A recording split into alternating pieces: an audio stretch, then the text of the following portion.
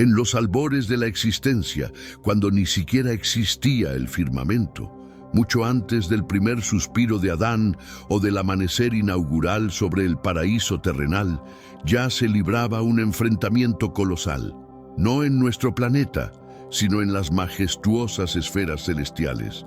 Esta fascinante crónica permanece velada entre los pasajes sagrados. El conflicto estalló en el núcleo mismo del universo divino, rodeado de seres angelicales, en aquel santuario donde reinaba la sinfonía perfecta. Una entidad deslumbrante, cincelada con maestría sobrenatural, se alzó contra su arquitecto. La soberbia encendió la sublevación. La sublevación desencadenó el caos, y ese choque primordial ha moldeado el destino universal desde entonces. Los textos sagrados no silencian esta confrontación monumental. Desde el principio hasta el fin del libro sagrado, sus hojas documentan minuciosamente el surgimiento del rival divino, su destierro de las alturas, su persistente acoso contra la humanidad y el inevitable momento en que afrontará su aniquilación definitiva. Este relato supera la mera narración histórica. Constituye la trama invisible de cada fenómeno que presenciamos actualmente, cada pulso entre autenticidad y engaño, resplandor y penumbra, vitalidad y extinción.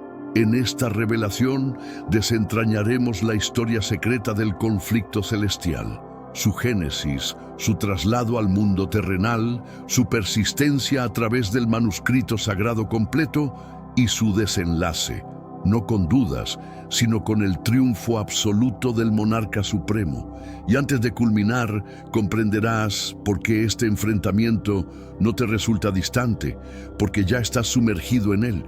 Los manuscritos sagrados establecen claramente desde el comienzo: el arquitecto universal jamás creó al adversario. No fabricó un ser monstruoso, ni un verdugo, ni un farsante. Lo que forjó fue una criatura extraordinaria, luminosa y majestuosa: Lucifer. Su denominación misma, tanto en idioma antiguo como en latín, significa portador de luminiscencia o el brillante. Fue diseñado para proyectar la magnificencia divina como una gema inmaculada que irradia esplendor y belleza. En los antiguos escritos proféticos, el Creador habla mediante su mensajero, brindándonos una visión extraordinaria de la condición original de este ser. Representabas la culminación de la excelencia, desbordante de sabiduría y absoluto en hermosura. Habitabas en el jardín paradisíaco, adornado con piedras preciosas, carmesí, ámbar y cristal brillante, mineral verdoso, piedra negra y jaspe, gema azulada, turquesa y esmeralda engarzadas en oro. Los instrumentos musicales fueron elaborados para ti desde tu creación. Eras el guardián ungido protector. Te establecí allí, morabas en la sagrada montaña divina, transitando entre piedras flamígeras. Intachable eras en todos tus senderos, desde tu creación hasta que la maldad se manifestó en ti. Este fragmento plasma un retrato deslumbrante. Lucifer no representaba simplemente otro espíritu celestial entre millones. Encarnaba la máxima perfección, el ejemplo supremo de la destreza creadora en el ámbito espiritual. Su inteligencia resultaba incomparable, su apariencia inmaculada. No portaba vestimentas comunes, sino el fulgor de gemas extraordinarias que centellaban con los matices del firmamento. La mención de instrumentos musicales sugiere que Lucifer quizás recibió una función especial en la adoración. Algunos eruditos sostienen que fungía como maestro musical celestial, dirigiendo alabanzas ante el solio divino. Su voz, su esencia misma, constituía un instrumento de veneración pura. Pero el privilegio máximo concedido se encuentra en la expresión guardián ungido protector. En el tabernáculo y santuario, los guardianes protectores se ubicaban sobre el cofre sagrado del pacto, cubriendo el propiciatorio, emblema terrenal del trono celestial. Ser el guardián protector celestial significaba permanecer en proximidad directa a la presencia suprema, custodiando la santidad de su trono, desplazándose entre las piedras ardientes de la gloria celestial. Lucifer ocupaba una posición excelsa entre todas las criaturas. Se le confió potestad, esplendor, intelecto e influencia, todo para proyectar la magnificencia del Creador. Sin embargo, algo ocurrió en lo profundo de su ser. El reflejo comenzó a codiciar la gloria para sí mismo. El portador de luz ya no deseaba transmitir el resplandor divino. Aspiraba a transformarse en su origen. Los antiguos textos documentan el momento exacto de esta rebelión interna. ¿Cómo has descendido de las alturas, oh Lucifer, hijo del amanecer? ¿Cómo has sido derribado a tierra, tú que debilitabas naciones? Porque proclamaste en tu interior: me elevaré al firmamento, colocaré mi trono por encima de las estrellas divinas. Me instalaré también en la cumbre de la asamblea, en los extremos septentrionales. Ascenderé sobre las cimas de las nubes, seré equiparable al Altísimo. 5 veces Lucifer declara: yo me. En este mundo actual, vemos cada vez más personas yendo en contra de los principios tradicionales y parece que lo inmoral está cada vez más presente. Es común sentirse desorientado y sin rumbo. Sin embargo, aún existe un camino para recuperar la verdadera esencia y restablecer los principios éticos en nuestra rutina diaria. Si te sientes perdido en medio de la confusión y deseas más claridad, tenemos algo especial para ti, un recurso creado especialmente para ayudarte a comprender el significado de estos desafíos actuales y enfrentarlos con sabiduría y valentía. Este es el verdadero valor de Caminos de la Revelación, descifrando la Biblia por completo, un camino hacia la claridad y la serenidad a través de sus enseñanzas. Lo mejor de todo es que está disponible ahora, en el primer comentario fijado. No pierdas esta oportunidad de transformar tu vida y descubrir el propósito genuino de estos desafíos. Ahora volvamos al tema principal del vídeo. Estas no son expresiones de obediencia, sino de rebelión. En lugar del designio divino, Lucifer entronizó su propia voluntad. En lugar del servicio humilde, persiguió la exaltación personal. La arrogancia fue la semilla, la insurrección, el fruto, y como una enfermedad, comenzó a contaminar la perfección con que había sido creado. Lo que antes reflejaba la hermosura divina, ahora la deformaba. Lo que antes resguardaba el trono divino, ahora intentaba usurparlo. No constituía simplemente la caída de un ser celestial, representaba el inicio de una traición cósmica, una insurrección en las cortes celestiales supremas. Y como veremos en la siguiente sección, esta rebelión no permanecería oculta en su interior. Estallaría en confrontación abierta en la misma presencia divina. La arrogancia de Lucifer ya no constituía meramente una actitud interior, se transformó en desafío flagrante contra el Omnipotente. La semilla de autoexaltación que germinó en secreto había crecido hasta convertirse en rebeldía absoluta. No se trataba de una discrepancia silenciosa o una simple divergencia de opinión. Era un intento de derrocamiento, una conspiración para desbancar la autoridad suprema en las alturas. El manuscrito apocalíptico nos proporciona la imagen más vívida y dramática de lo sucedido después. Entonces estalló un enfrentamiento en los dominios celestiales. Miguel y sus huestes combatieron contra el dragón. El dragón y sus seguidores contraatacaron, pero fueron vencidos y ya no encontraron lugar en los cielos. Así fue expulsado el gran dragón, aquella serpiente milenaria llamada calumniador y adversario, el embaucador del mundo entero. Fue precipitado a la tierra junto con todos sus seguidores. Pero antes, comparte este video con alguien a quien aprecias. Nuestra misión más grande en la tierra es difundir la palabra del Señor. ¿Sabías que muchas personas carecen de conocimientos por falta de contenido adecuado? Envíalo a ese grupo de WhatsApp o públicalo en Facebook. Estoy seguro de que no te arrepentirás. Y si te gustan videos como este, comenta abajo, quiero más. Así sabré si realmente lo disfrutas y definitivamente traeré contenido nuevo similar. Reflexionemos un instante. Confrontación en el paraíso. Apenas podemos concebirlo. El cielo es el ámbito que asociamos con armonía, júbilo y reverencia. Sin embargo, aquí la cámara del trono divino se convierte en epicentro del conflicto universal. No representaba un debate simbólico. El vocablo antiguo empleado para enfrentamiento significa una batalla organizada, estratégica y total. Esto simbolizaba la fractura de la concordia en la mismísima presencia suprema. Lucifer, ahora denominado dragón, no actuó aisladamente. Los textos revelan que su extremidad arrastró la tercera parte de los astros celestiales y los precipitó a la tierra. Los astros aquí simbolizan seres celestiales. Un tercio de la multitud angélica, incontable en número, optó por aliarse con Lucifer en su rebeldía. Imagínalo, seres celestiales que antes entonaban juntos, en perfecta armonía, ahora enfrentándose como adversarios. Aquellos que antes servían unidos en adoración, ahora trazando frentes de batalla.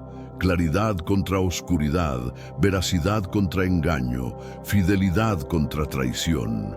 Y en medio de esta turbulencia, Miguel, el príncipe celestial, cuyo nombre significa «¿Quién como Dios?», se alza para dirigir los batallones celestiales. Los escritos presentan a Miguel como el defensor divino, protector del pueblo elegido y ejecutor de sus dictámenes. En este momento, defendería el mismísimo solio del Creador. La confrontación superaba cualquier imagen concebible en términos mundanos. No armas metálicas, sino instrumentos de luz y verdad. No explosivos ni proyectiles, sino la potestad y autoridad del Todopoderoso contra las falsedades y acusaciones del antagonista. Lucifer, ahora completamente transformado en Satanás, el opositor, no pudo superar las fuerzas divinas. Él era criatura. Ellos luchaban por el Hacedor, y así como registran los textos, no prevalecieron, ni se halló ya espacio para ellos en las alturas. La derrota resultó absoluta. Entonces sobrevino la sentencia. El gran dragón fue desterrado junto con sus seguidores, arrojado al mundo, aún no encadenado, pero exiliado de las cortes celestiales, despojado de su rango y señalado como enemigo vencido. Sin embargo, aquí yace la sobria realidad.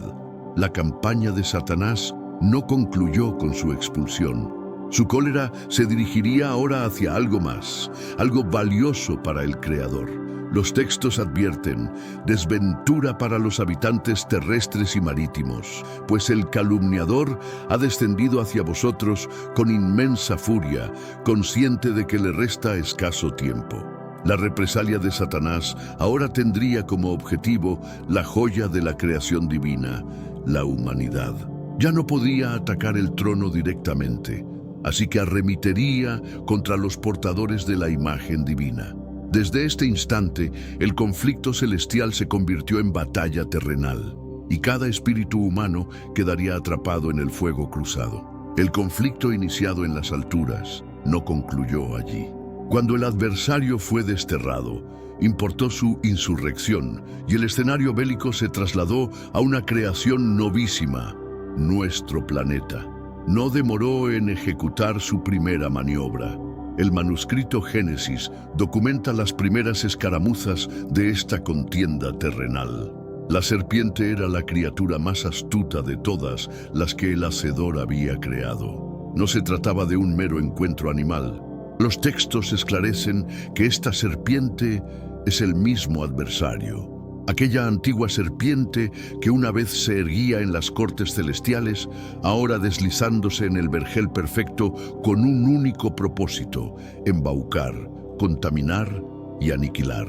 El adversario sabía exactamente dónde atacar. No confrontó a la primera pareja con potencia bruta, sino con algo infinitamente más peligroso: la falacia. El maestro posteriormente lo denominaría progenitor de falsedades. Su metodología nunca ha variado. distorsionar la palabra divina, sembrar incertidumbre sobre la bondad divina y seducir el corazón hacia la autonomía. Las primeras sílabas del reptil fueron: ¿realmente expresó el Creador? Esas palabras aún reverberan a través de las eras. Constituía un ataque directo contra la autoridad y veracidad de la palabra divina, y advierte cuán sutil resulta. No comenzó negando abiertamente al Creador, sino plantando la semilla de la duda. El reptil luego transitó del cuestionamiento a la contradicción. No pereceréis. El Creador sabe que el día que consumáis de él, vuestra percepción será amplificada y seréis semejantes a divinidades, discerniendo el bien y el mal. Aquí contemplamos la misma seducción que condujo a la caída del portador de luz, el anhelo de equipararse a la divinidad. El adversario exhibió ante la mujer el mismo señuelo que lo había destruido a él, la promesa de autonomía divina, el atractivo de la exaltación personal. La primera pareja enfrentó entonces la misma disyuntiva que el portador de luz había enfrentado en las alturas. ¿Confiarían en la palabra divina o en su propio discernimiento? ¿Se someterían al designio divino o buscarían su propio sendero? Escogieron la rebeldía. Ella tomó el fruto, consumió y lo ofreció a su compañero, quien también consumió. En ese instante, la transgresión invadió el mundo y con ella sobrevino la extinción, tal como el Creador había advertido. Los antiguos textos lo resumen. Por consiguiente, como la transgresión penetró al mundo por un individuo y la extinción por la transgresión, así la extinción alcanzó a todos los humanos, pues todos transgredieron. Las secuelas fueron inmediatas y devastadoras. La pureza fue reemplazada por bochorno, la comunión con el Creador quedó fracturada. La creación perfecta comenzó a lamentarse bajo la maldición de la transgresión, y el conflicto iniciado en las alturas ahora se desataba plenamente. Desde aquel momento, la historia humana se transformó en campo de batalla, no solo entre pueblos y ejércitos, sino entre dos soberanías: el reino divino, regido por claridad, veracidad y vitalidad, y el dominio tenebroso, controlado por el adversario, el embaucador, acusador y aniquilador. Por eso los antiguos textos nos recuerdan: porque no confrontamos contra materia orgánica, sino contra principados, contra autoridades, contra los dominadores de esta era tenebrosa, contra huestes espirituales malignas en las regiones celestiales. El paraíso terrenal no fue simplemente escenario de la primera transgresión humana, sino la campaña inicial en una contienda por el espíritu de la humanidad. Un conflicto que ha impactado cada generación desde entonces. Este enfrentamiento se prolonga a través de toda la cronología, con el antagonista intentando repetidamente descarrilar el designio divino de restauración, desde los primeros pasajes escriturales hasta los postreros. Observamos la misma narrativa ininterrumpida. La confrontación iniciada en las alturas y trasladada al paraíso terrenal continúa desarrollándose a través de la cronología humana. Cada manuscrito sagrado lleva sus huellas. Cada generación experimenta su impacto. La estrategia antagonista ha sido invariable: oponerse al Creador, contaminar su obra y exterminar a su pueblo. Pero en cada coyuntura el plan divino progresa y sus designios resultan inalterables. En la época del constructor del arca, la contienda se libró a escala planetaria. Los textos declaran: el orbe estaba corrompido ante el Creador y saturado de crueldad. Esto superaba la simple perversidad humana, era contaminación espiritual. El antagonista había envenenado tanto a la estirpe humana que solo un núcleo familiar permanecía íntegro. Sin embargo, el Creador intervino, preservando al constructor y su morada en la embarcación, manteniendo intacta la descendencia a través de la cual vendría el libertador. En la existencia del patriarca paciente, contemplamos la disputa en las cortes celestiales. Los textos relatan: Aconteció que los hijos divinos se presentaron ante el Señor, y entre ellos compareció también el adversario. El Señor interrogó al adversario: ¿de dónde procedes? Lo sucesivo resulta impactante. El adversario, el acusador, recibe autorización para probar la fidelidad del patriarca, despojándolo de riquezas, familia y vitalidad. Pero el mensaje queda diáfano. Incluso en la aflicción, el pueblo divino puede mantenerse inquebrantable y las acusaciones adversarias pueden ser silenciadas mediante lealtad inconmovible. En la crónica del pueblo escogido, la disputa adopta forma de intentos implacables por exterminar a la nación elegida. En los antiguos textos, el soberano ordena la masacre de cada infante varón, un intento adversario por destruir la nación antes de que pudiera desarrollarse.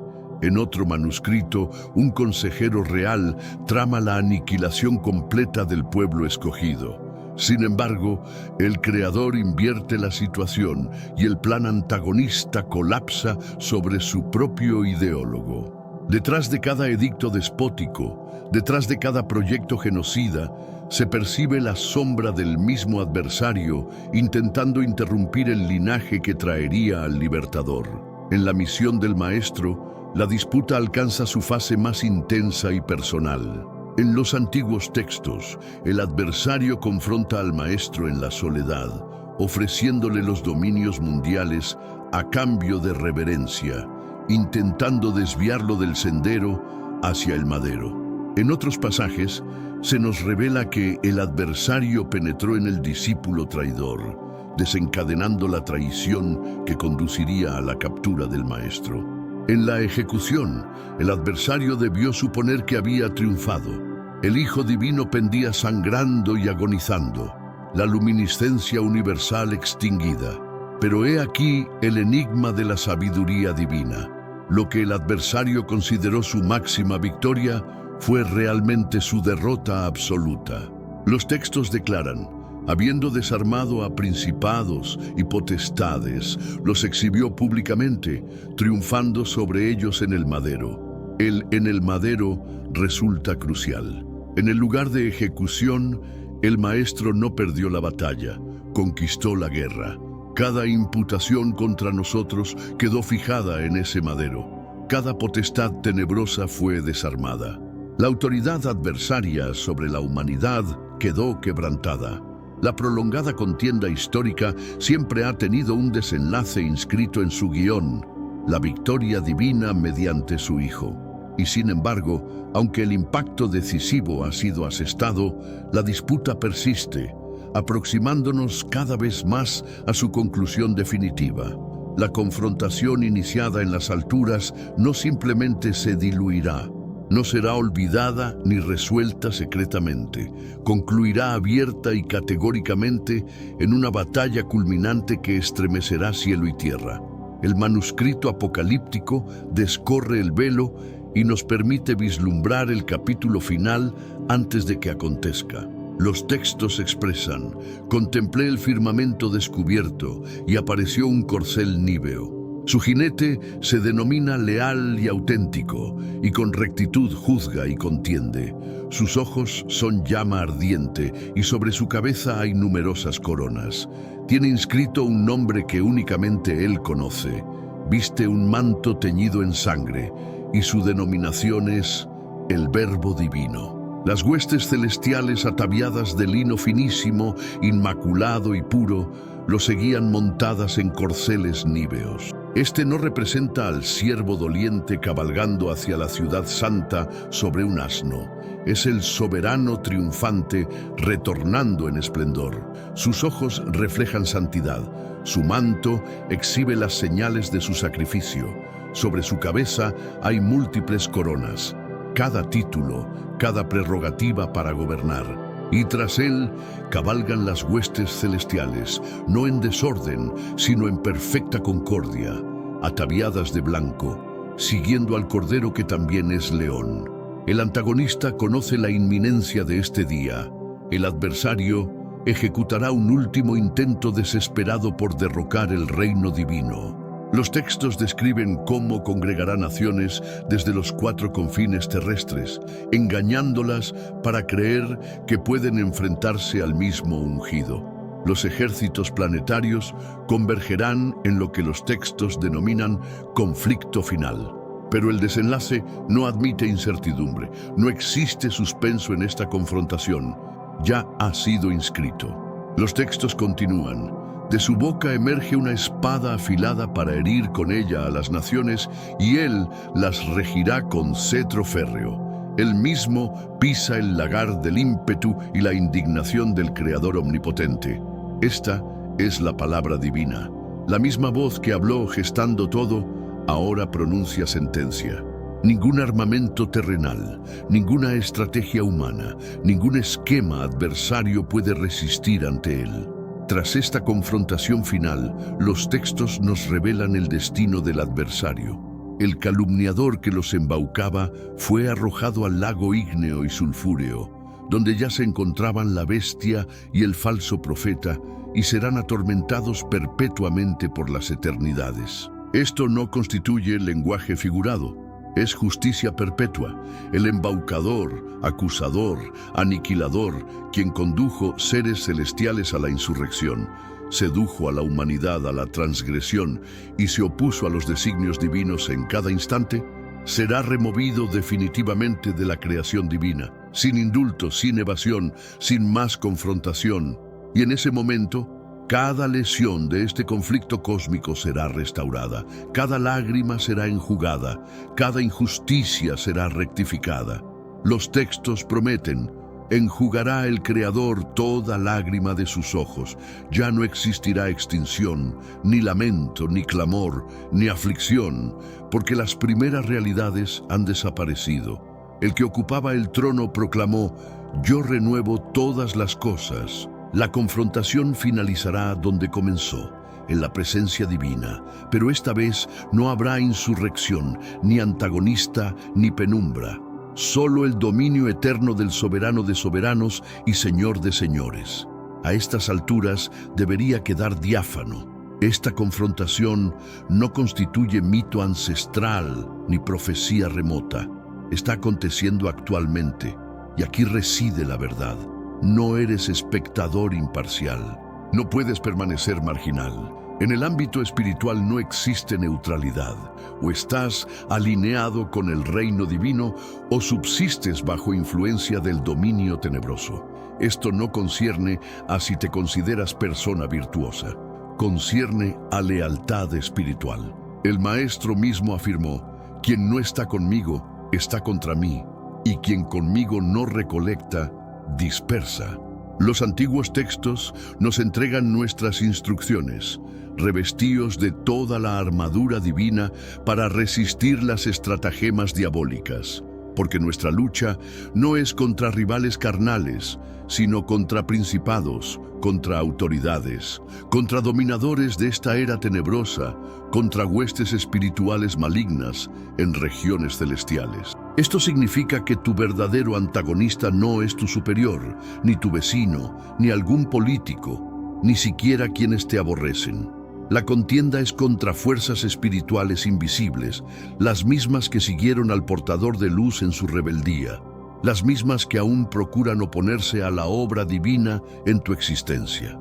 Entonces, ¿cómo resistimos? ¿Cómo contendemos? Los textos nos indican revestirnos con toda la armadura divina, el cinto de veracidad, anclando cada aspecto vital en la palabra inmutable, la coraza de integridad, resguardando tu interior con la santidad otorgada por el ungido, el calzado de las buenas nuevas de armonía, preparado para avanzar con el mensaje divino en cualquier instante, el escudo de confianza, apagando cada proyectil incendiario de incertidumbre, aprensión y seducción que el antagonista lanza, el yelmo de salvación, protegiendo tu pensamiento con la certeza de tu identidad en el ungido, la espada espiritual, la palabra divina viviente y activa, más penetrante que cualquier arma de doble filo. Y todo esto debe realizarse orando en todo momento con toda plegaria y súplica en el Espíritu. La comunicación divina no constituye último recurso, es la contienda misma. Los textos nos recuerdan, las armas de nuestra milicia no son materiales, sino poderosas divinamente para derribar fortalezas. La realidad es que habitas en territorio disputado. Cada elección, cada vocablo, cada actitud, cada determinación impulsa el reino divino o cede terreno al antagonista. La confrontación celestial comenzó antes de la existencia temporal como la conocemos. Ha rugido a través de las centurias y el capítulo final se aproxima velozmente. La interrogante que persiste es profundamente íntima. ¿Qué bando respaldas? Los textos nos ofrecen una estrategia simple pero poderosa. Someteos al Creador, resistid al calumniador, y se alejará de vosotros. Primero, sométete al Creador, sitúa tu existencia completamente bajo su autoridad, entrega tu voluntad, proyectos y porvenir a Él. Segundo, resiste al calumniador, no pactes con la transgresión, no entretengas la seducción, mantente inquebrantable en la veracidad, revestido con la armadura divina. La victoria no depende de tu potencia, depende de la suya. La contienda pertenece al Señor. Y aquí yacen las buenas nuevas. La confrontación ya ha sido conquistada en el madero. Hoy posees una elección. Puedes existir como víctima de esta confrontación o como combatiente en la hueste victoriosa del ungido. Puedes dejarte arrastrar por las falsedades antagonistas o permanecer sobre la veracidad inquebrantable de la palabra divina. En este instante te invito no solo a concordar con el Creador mentalmente, sino a alinearte con Él cordialmente. Ríndete ante el ungido, soberano de soberanos, Señor de señores, quien ya posee la victoria y pronto retornará para finalizar la confrontación definitivamente. Si esta revelación ha iluminado tu percepción sobre la crónica oculta escritural y la realidad del conflicto espiritual que nos circunda, no la conserves para ti. Compártela con alguien que aprecias. Suscríbete para recibir más enseñanzas escriturales profundas cada semana. Y recuerda esto, la confrontación es auténtica, el antagonista está dinámico, pero la victoria es indudable en el ungido.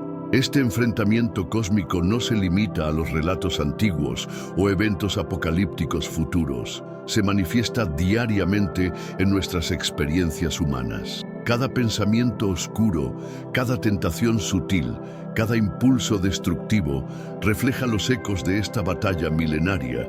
El antagonista opera con metodología precisa. No siempre utiliza ataques frontales evidentes. Prefiere las sombras, las medias verdades, los susurros apenas perceptibles que distorsionan nuestra percepción. Tu caso es diferente, murmura. Esta situación justifica una excepción, insinúa. Las mismas tácticas empleadas en el jardín primordial continúan funcionando con aterradora eficacia. Observa cómo transforma nuestros dones en trampas. La creatividad se convierte en orgullo. La pasión se distorsiona en lujuria. El descanso se corrompe en pereza. El discernimiento se pervierte en juicio despiadado. Cada virtud tiene su contraparte oscura cuando es manipulada por el adversario. Los antiguos manuscritos advierten: sed sobrios y vigilantes, pues vuestro adversario, como león rugiente, merodea buscando a quien devorar. Esta metáfora felina resulta profundamente reveladora. El depredador no ataca cuando la presa está alerta y vigilante. Espera el momento de descuido, de vulnerabilidad, de separación del rebaño protector. En nuestra época contemporánea, el adversario ha adaptado sus estratagemas a las nuevas realidades. La tecnología, diseñada para conectar y edificar, frecuentemente aísla y destruye. Las redes sociales, creadas para fortalecer vínculos, a menudo fomentan comparaciones tóxicas, envidias corrosivas y polarización extrema. La abundancia informativa, en vez de iluminar, muchas veces confunde y paraliza. El individualismo radical de nuestra era proporciona terreno fértil para las semillas adversarias. Solo importas tú, susurra. Tu verdad es la única verdad, insinúa. Así, fragmenta comunidades, disuelve familias y atomiza sociedades completas. Dividir para conquistar. Estrategia milenaria que nunca pierde vigencia. Las tácticas adversarias, aunque diversas, siguen patrones reconocibles. Comprender estos mecanismos resulta crucial para nuestra supervivencia espiritual. El primer movimiento siempre implica distorsionar nuestra percepción del Creador. Nos presenta un Dios tiránico o indiferente, nunca el Padre amoroso revelado por el ungido. La acusación constituye otra herramienta preferente del antagonista. Los textos lo denominan acusador de nuestros hermanos, quien los acusaba día y noche ante nuestro Dios. Implanta en nuestra conciencia condenaciones incesantes, recordándonos fracasos pasados, errores antiguos, tropiezos recientes. A diferencia del Espíritu Divino que convence para restaurar, el adversario acusa para destruir. El desaliento representa quizás su estratagema más efectiva. Conoce perfectamente que un espíritu quebrantado reseca los huesos, como declaran los antiguos proverbios. Susurra constantemente: nada cambiará, tus esfuerzos son inútiles, la oscuridad siempre prevalecerá. La desesperanza resulta más letal que cualquier tentación evidente. La distracción funciona como táctica silenciosa, pero devastadora. No necesita inducirnos al mal explícito. Simplemente desvía nuestra atención de lo verdaderamente significativo. Nos mantiene ocupados, preocupados, entretenidos, cualquier estado excepto centrados en nuestra misión trascendental. El temor sirve como arma predilecta en su arsenal, no el temor reverencial hacia el Creador, que constituye principio de sabiduría, sino el miedo paralizante que constriñe corazones y atrofia voluntades. Temor al rechazo, al fracaso, al sufrimiento, a lo desconocido, cada variante diseñada para inmovilizarnos. El orgullo, semilla original de su propia caída, continúa siendo el anzuelo más efectivo para la humanidad. No siempre se manifiesta como arrogancia evidente, frecuentemente adopta formas sutiles: autosuficiencia espiritual, resistencia a recibir corrección, incapacidad para reconocer dependencia divina. La mente humana constituye el campo de batalla primordial. Los textos declaran que las armas de nuestra milicia son poderosas para la demolición de fortalezas, derribando argumentaciones y toda altivez que se levanta contra el conocimiento divino. Observa la terminología: argumentaciones, conocimiento. El conflicto se desarrolla primariamente en el territorio cognitivo. El matrimonio y la familia representan objetivos prioritarios en la estrategia adversaria. Desde la primera pareja en el huerto ha procurado sistemáticamente destruir este núcleo fundamental. La unión que debería reflejar la relación entre el ungido y su pueblo se convierte en campo de enfrentamientos constantes, malentendidos crónicos y heridas profundas. Las instituciones educativas, diseñadas para transmitir sabiduría intergeneracional, frecuentemente se transforman en centros de adoctrinamiento anticreacional. Filosofías que niegan la existencia del arquitecto, metodologías que rechazan valores trascendentales, pedagogías que desconectan a los jóvenes de su herencia espiritual. Todas evidencian la influencia antagonista. Los sistemas económicos experimentan igualmente esta pugna espiritual. Tanto la avaricia capitalista desenfrenada como el materialismo colectivista totalitario representan distorsiones del diseño divino para la administración de recursos. El adversario promueve simultáneamente la idolatría materialista y la escasez artificial. Las expresiones culturales, arte, música, literatura, cinematografía, constituyen territorios ferozmente disputados. Estas manifestaciones pueden elevar el espíritu humano hacia lo trascendente o degradarlo hacia lo más primitivo. El antagonista ha infiltrado sistemáticamente estos ámbitos, normalizando progresivamente lo destructivo y ridiculizando lo edificante. La política y gobernanza, establecidas divinamente para promover justicia y orden social, frecuentemente degeneran en mecanismos opresivos o corruptos. El adversario fomenta tanto la tiranía autoritaria como la anarquía caótica, ambos extremos igualmente destructivos para el florecimiento humano diseñado por el Creador. Contemplemos las grandes civilizaciones antiguas. Cada una recibió revelaciones parciales del Creador, semillas de verdad para su desarrollo. Sin embargo, invariablemente degeneraron en sistemas idolátricos, frecuentemente culminando en prácticas abominables como sacrificios humanos. Este patrón repetitivo evidencia la influencia corruptora sistemática. Las persecuciones contra el pueblo del pacto a través de milenios trascienden explicaciones sociopolíticas convencionales. Desde el antiguo Egipto hasta la Alemania nacionalsocialista, pasando por inquisiciones medievales y pogromos zaristas, observamos un odio irracional persistente hacia los depositarios originales de la revelación divina. Los movimientos totalitarios del siglo pasado manifestaron características inconfundiblemente adversarias: su rechazo sistemático de lo trascendente, su elevación del Estado o ideología a posición cuasi divina, su desprecio por la dignidad humana individual. Todo refleja la antigua ambición luciferina: seré semejante al Altísimo.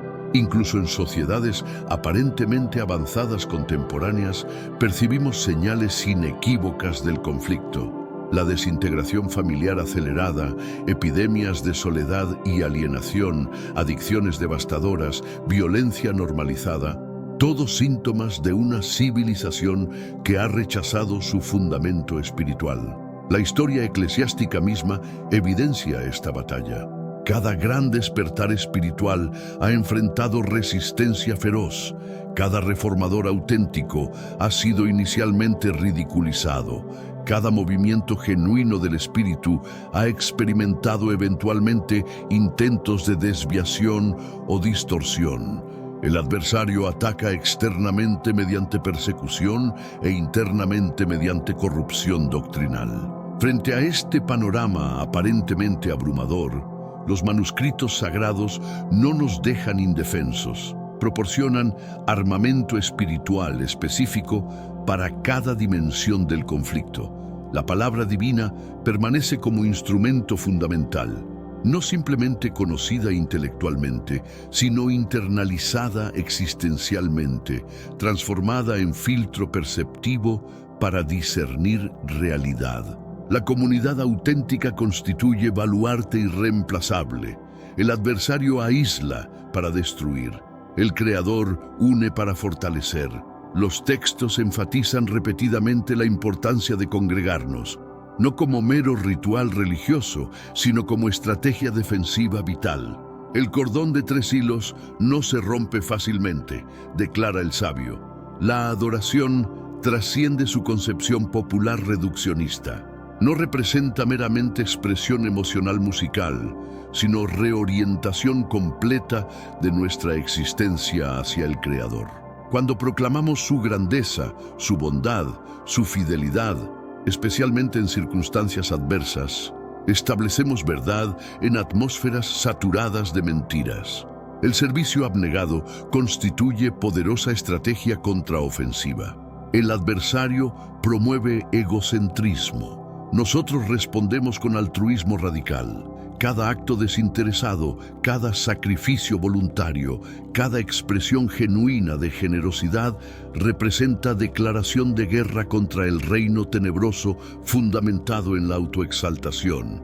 El testimonio verbal audaz mantiene vigencia insustituible. Los textos afirman que lo vencieron por la sangre del Cordero y la palabra de su testimonio.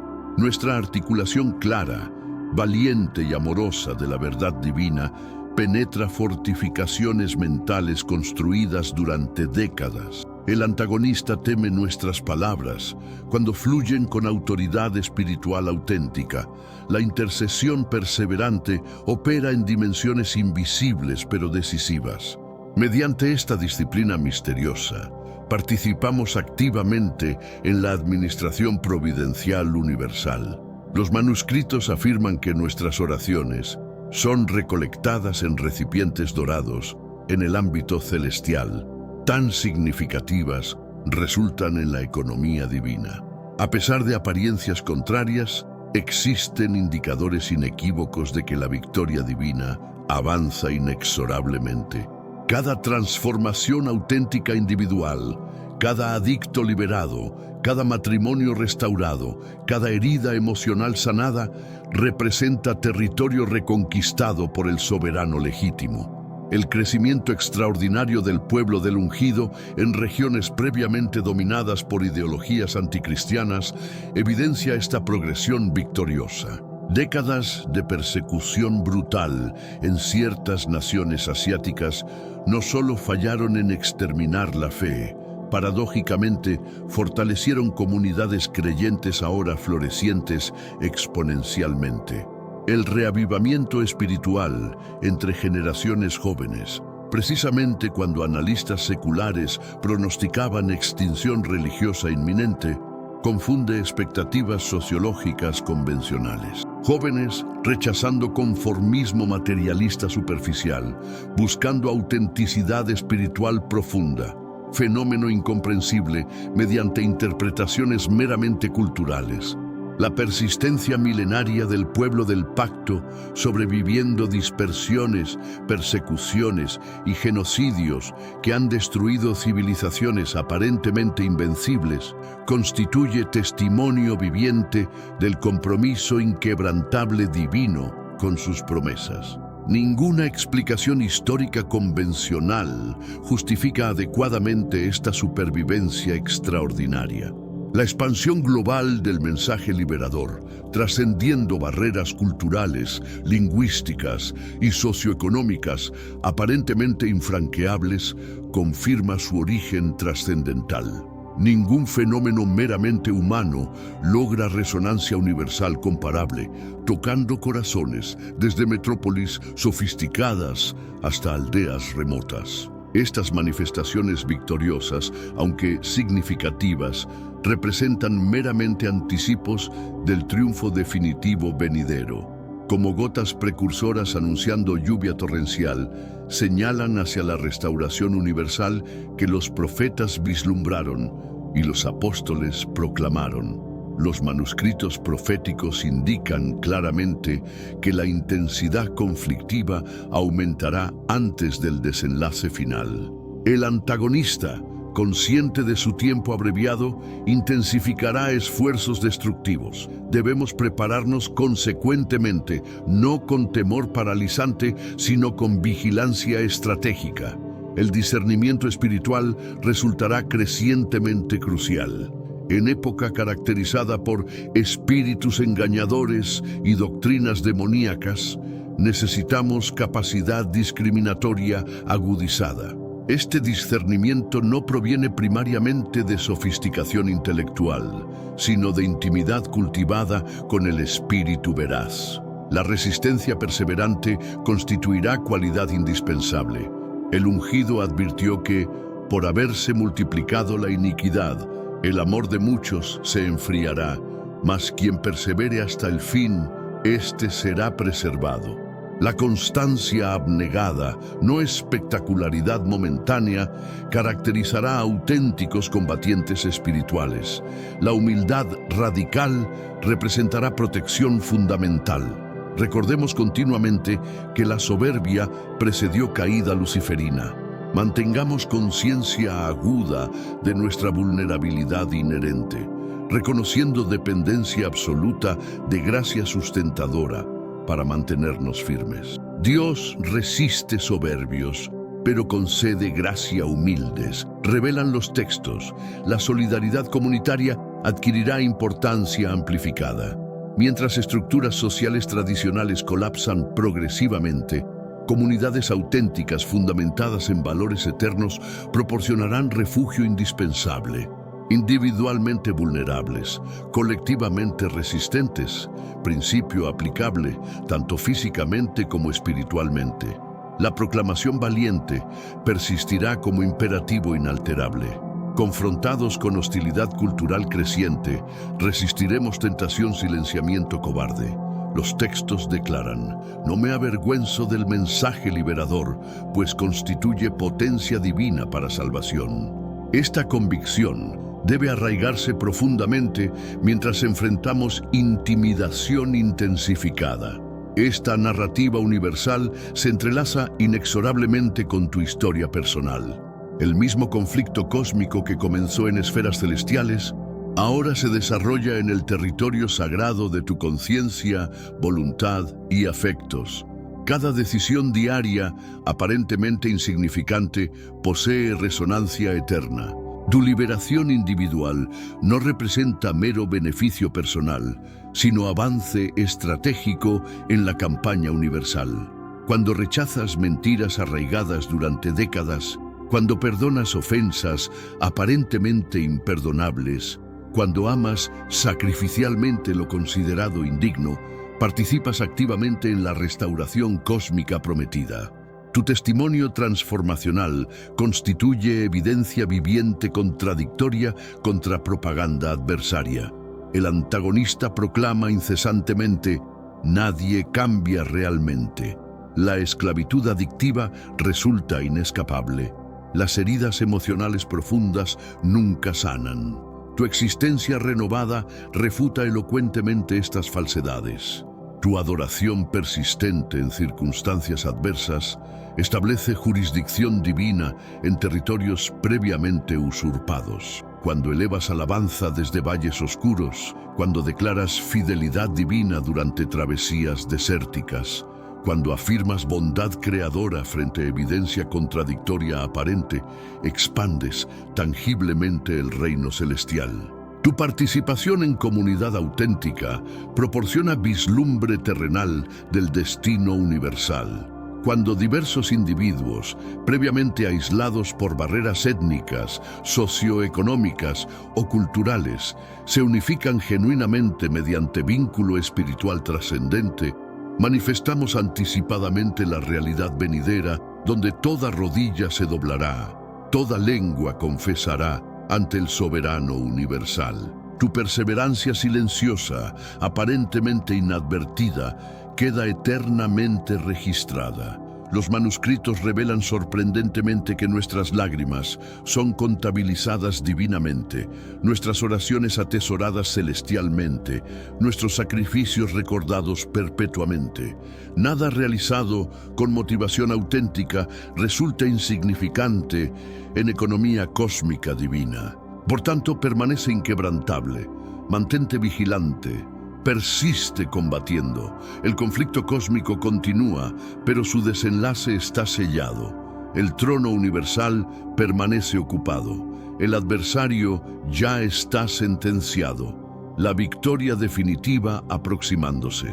Y tu fidelidad actual, aunque probada mediante fuego, resplandecerá eternamente como testimonio glorioso cuando toda realidad sea finalmente restaurada bajo soberanía del ungido victorioso, Rey de reyes y Señor de señores. Durante generaciones nos han enseñado que Adán fue el primer hombre sobre la faz de la tierra. Pero, ¿y si esa historia, que parece tan clara, encierra secretos mucho más profundos? Algunos estudiosos afirman que, al observar el texto original en hebreo y al rescatar interpretaciones antiguas casi olvidadas, podría emerger una versión completamente diferente de nuestros orígenes. ¿Sería posible que hubiesen existido seres humanos antes de Adán? Acompáñame en este análisis mientras desenterramos lo que las Escrituras podrían estar insinuando entre líneas. Al abrir la Biblia y sumergirnos en sus primeras páginas, específicamente en el libro del Génesis, parece que se nos presenta una historia sencilla y lineal sobre la creación del mundo. Sin embargo, Si agudizamos la mirada y leemos con mayor atención, descubrimos un detalle sorprendente que suele pasar desapercibido. Existen dos relatos diferentes sobre la creación y no coinciden en todos sus aspectos. El capítulo 1 nos ofrece una visión panorámica, como un gran lienzo donde se pinta la creación del universo, culminando con la formación del ser humano a imagen y semejanza de Dios. Pero al avanzar al capítulo 2, la narrativa cambia de tono, se vuelve íntima, concreta, y aparece Adán formado del polvo, seguido por Eva, creada a partir de su costilla. En el primer relato se afirma que Dios creó al hombre y a la mujer simultáneamente, sin mayores detalles.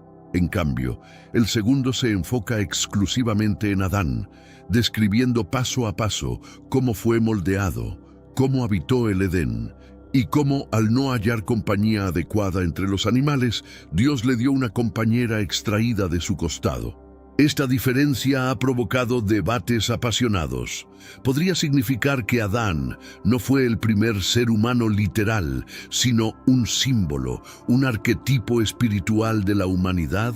¿Y si el primer capítulo habla de una creación más amplia, más antigua, olvidada? En el cuarto capítulo del Génesis se desliza un detalle que ha desconcertado a generaciones. Caín, luego de cometer el primer asesinato, teme por su vida, como si existieran otros que podrían matarlo. Pero espera, hasta ese momento, el único elenco en escena eran Adán, Eva y el difunto Abel. Entonces, ¿a quién teme Caín exactamente? Este pequeño fragmento abre una puerta enorme hacia interrogantes más profundos. ¿Había otros seres humanos caminando sobre la tierra antes o al margen de esta familia bíblica? Y eso no es todo. Más adelante, el mismo Caín se casa, tiene un hijo llamado Enoc y construye una ciudad. ¿Una ciudad? ¿Para quiénes?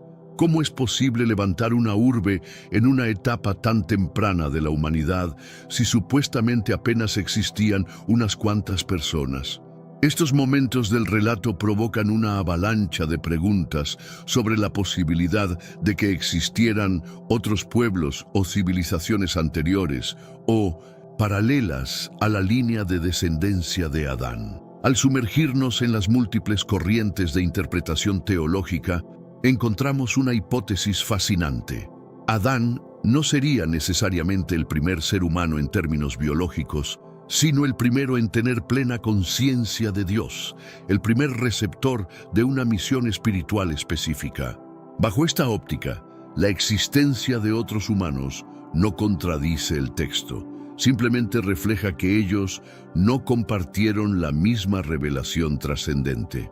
Otra perspectiva plantea que el relato de Adán y Eva no busca contar el origen cronológico de todos los hombres, sino más bien representar un modelo profundo sobre la conexión del ser humano con lo divino, abordando temas tan complejos como la libertad de elección, la culpa, la obediencia y la responsabilidad moral. En este sentido, la historia deja de ser un simple registro de acontecimientos y se transforma en una metáfora viva que interpela a cada generación.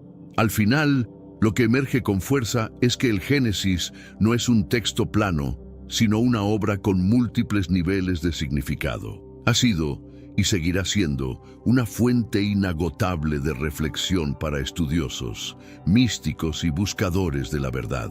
Porque cada palabra antigua guarda secretos que solo se revelan a quienes se atreven a cuestionar. Entonces, ¿por qué Caín levantó una ciudad si supuestamente no había nadie más? ¿Quiénes habitarían ese lugar? ¿A quiénes alude el texto cuando habla de los que estaban al oriente del Edén? Estas interrogantes siguen latiendo hoy con la misma intensidad que hace milenios. Detengámonos a reflexionar un momento sobre esta cuestión. Una de las explicaciones más difundidas plantea que Adán y Eva tuvieron muchos más hijos de los que aparecen registrados explícitamente en el texto bíblico. Esta idea tiene respaldo directo en el capítulo 5 del Génesis, donde se indica que, tras el nacimiento de Set, Adán vivió 800 años adicionales y durante ese extenso periodo engendró otros descendientes. Por lo tanto, resulta perfectamente plausible imaginar que Caín haya encontrado esposa entre sus propios parientes, aunque sus nombres no hayan sido incluidos en el relato. Aún así, no deja de ser inquietante el silencio del texto respecto a esta posibilidad. Algunos se preguntan por qué el autor no fue más claro en este punto, sobre todo considerando lo delicado que puede parecer el tema del incesto desde nuestra perspectiva moderna. Este vacío ha dado paso a otra hipótesis que también ha cobrado fuerza: la existencia de otros seres humanos fuera del Edén. En este mundo actual, vemos cada vez más personas yendo en contra de los principios tradicionales y parece que lo inmoral está cada vez más presente. Es común sentirse desorientado y sin rumbo. Sin embargo, aún existe un camino para recuperar la verdadera esencia y restablecer los principios éticos en nuestra rutina diaria. Si te sientes perdido en medio de la confusión y deseas más claridad, tenemos algo especial para ti, un recurso creado especialmente para ayudarte a comprender el significado de estos desafíos actuales y enfrentarlos con sabiduría y valentía. Este es el verdadero valor de Caminos de la Revelación, descifrando la Biblia por completo, un camino hacia la claridad y la serenidad a través de sus enseñanzas. Lo mejor de todo es que está disponible ahora, en el primer comentario fijado. No pierdas esta oportunidad de transformar tu vida y descubrir el propósito genuino de estos desafíos. Ahora volvamos al tema principal del vídeo. Según esta interpretación, Adán y Eva no serían los únicos seres creados por Dios, sino que formarían parte de un grupo especial, escogido para habitar el jardín divino. Bajo esta mirada, otras personas podrían haber surgido en distintas regiones del planeta, como parte de la creación humana descrita en Génesis capítulo 1, donde se habla de hombres y mujeres hechos a imagen del Creador, sin mencionar nombres específicos. En cambio, Adán sería alguien distinto, apartado con un propósito sagrado dentro del Edén. Desde esta óptica, la esposa de Caín no sería su hermana, sino una mujer proveniente de ese grupo humano más amplio, e incluso la ciudad que él fundó podría haber sido poblada por esos mismos habitantes ajenos al jardín. Este enfoque no es una rareza marginal. De hecho, a lo largo de la historia, muchos teólogos y estudiosos han defendido esta llamada teoría de la doble creación. En ella, el primer capítulo del Génesis representaría una visión general de la creación de la humanidad entera, mientras que el segundo capítulo enfocaría su atención en una relación íntima y personal entre Dios y un individuo particular, Adán.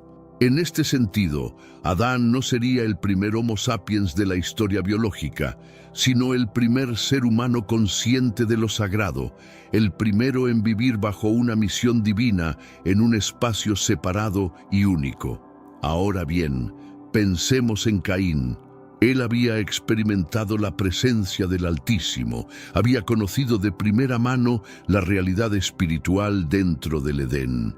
Pero al ser expulsado por su transgresión, terminó desplazándose a una tierra llamada Nod, cuyo nombre significa errante o andar sin rumbo. Fue allí donde Caín debió adaptarse a una nueva realidad, lejos del entorno divino que conocía, y donde finalmente establecería su hogar, crearía su comunidad y comenzaría una nueva etapa de la humanidad. Esta profunda exploración también nos lleva a replantearnos qué significa realmente la dignidad humana dentro del contexto de la creación y de nuestras relaciones entre seres humanos. ¿De qué forma cambió la percepción que el hombre tiene de sí mismo y de su papel en el mundo tras aquella caída del Edén? Cuestiones como el pecado, la redención y la esperanza de salvación han sido debatidas por siglos en el alma espiritual de millones. La interacción entre Caín, su madre Eva y los demás personajes que podrían haber existido plantea una serie de interrogantes nuevos sobre cómo se concebía la moral en los tiempos más antiguos. ¿Quién definía lo correcto y lo incorrecto antes de que la ley fuera escrita? Cuando Caín decide fundar una ciudad, esa acción también puede interpretarse como un acto profundamente humano. La búsqueda desesperada de pertenecer, de protegerse, de crear orden en medio de un mundo aún desconocido y lleno de peligros. Al mirar esta historia desde un ángulo social, la decisión de Caín de levantar una ciudad no es menor. Supone el inicio de una comunidad organizada, un espacio donde las personas podrían convivir, cooperar y sostenerse unas a otras en tiempos difíciles. Es el nacimiento de la sociedad humana fuera del paraíso. Pero antes de seguir, te invito a hacer algo muy sencillo pero poderoso. Comparte este video con alguien que te importa, porque no hay misión más noble que esparcir el mensaje del Señor. Tal vez no lo sepas, pero muchas personas no han tenido acceso a contenido que les ayude a entender estos temas. Así que mándaselo a ese grupo de WhatsApp o públicalo en tu Facebook. Te prometo que alguien lo necesita y no te vas a arrepentir. Y si este tipo de contenido toca tu corazón, déjame un comentario que diga, quiero más. Esa simple frase me hará saber que este mensaje llegó a ti y me motivará a crear muchos más videos con esta misma profundidad y propósito. Volviendo al personaje de Caín, aunque la historia lo ha pintado tradicionalmente como símbolo del pecado, también podríamos verlo desde otra perspectiva, como el reflejo del conflicto humano entre la luz y la sombra, entre lo correcto y lo erróneo. Su camino es un espejo que nos muestra cómo nuestras decisiones individuales pueden cambiar no solo nuestro destino, sino también influir en quienes nos rodean y en las generaciones que vendrán después. Así que te invito a pensar más allá del jardín del Edén. La historia de la humanidad es vasta, misteriosa y fascinante. Como se afirma en el libro de los Hechos, capítulo 17, versículo 26, de un solo hombre Dios hizo todas las naciones. Algunos interpretan que ese hombre fue Adán, otros que se trata de un ancestro más antiguo, aún anterior al relato edénico. Sea cual sea tu interpretación, una cosa es segura: todos estamos conectados por un origen común, uno que va más allá del tiempo y que nos llama a seguir buscando la verdad. Siguiendo esta línea de pensamiento, el cuarto capítulo del Génesis no se limita únicamente a describir un acto de violencia, va mucho más allá. Comienza a delinear un escenario más amplio, un mundo habitado por más personas, donde existen ciudades, conflictos y una creciente posibilidad de agresión. Este universo, aunque permitido por Dios, no surgió sin intención, fue diseñado con un propósito claro. Todo comenzó con Adán, seguido por Set, luego Noé, y con el paso del tiempo culminó en la figura de Jesús. La historia de Caín parece insinuar que Adán no vivía en soledad, sino que fue seleccionado para dar inicio a un plan divino, un proyecto sagrado que aún hoy sigue desarrollándose. Y para comprender mejor esta historia, a veces no basta con leer una traducción. Es necesario volver al idioma original, al hebreo, donde las palabras no solo informan, sino que transmiten capas de sentido profundo. Muchas revelaciones poderosas se pierden en las traducciones modernas, y solo al escarbar en el hebreo podemos descubrir lo que realmente está diciendo el texto. Tomemos como ejemplo el término Adam, que juega un papel central en los primeros capítulos del Génesis. En hebreo, Adam puede ser entendido como un nombre propio, el de Adán, el primer hombre en el jardín, pero también como una designación general de la humanidad. En otras palabras, Adam no siempre se refiere a un individuo, sino que puede representar colectivamente a toda la especie humana. Este doble sentido ha generado confusión durante siglos, porque no se trata de una palabra unidimensional, sino de una expresión rica, compleja, cargada de significado. Si volvemos a Génesis 1, 26, 27, encontramos que Dios declara: hagamos al Adán a nuestra imagen, conforme a nuestra semejanza. Aquí, el texto no está hablando solamente de Adán como individuo, sino de toda la humanidad, incluyendo tanto al hombre como a la mujer. El mensaje es claro. Desde el principio, la intención divina fue dotar a todos los seres humanos con valor, dignidad y una identidad espiritual profundamente conectada con el Creador. Explorando más a fondo el significado de esta palabra, nos damos cuenta de que el hebreo está lleno de simbolismo. El término Adam proviene de la raíz Adamá, que significa tierra. Esto resalta una verdad fundamental. El ser humano está íntimamente ligado al polvo de la tierra, a lo físico, a lo material, pero también lleva dentro de sí el aliento del Dios eterno. Esta dualidad nos recuerda nuestra conexión tanto con lo natural como con lo divino. A medida que avanza el relato bíblico, notamos que cada acontecimiento y cada personaje no están allí por casualidad. Son parte de una narrativa mayor, una historia que va tejiendo, hilo por hilo, el propósito eterno de Dios. La humanidad, a través de sus elecciones, errores y aciertos, va caminando hacia ese destino. Caín, Adán, Noé, todos forman piezas esenciales de un enorme rompecabezas que sigue armándose hasta nuestros días. Y con cada palabra cuidadosamente elegida en estos antiguos escritos, se nos invita a reflexionar, a preguntarnos qué significa realmente ser humano, a considerar nuestra responsabilidad como parte de esta creación.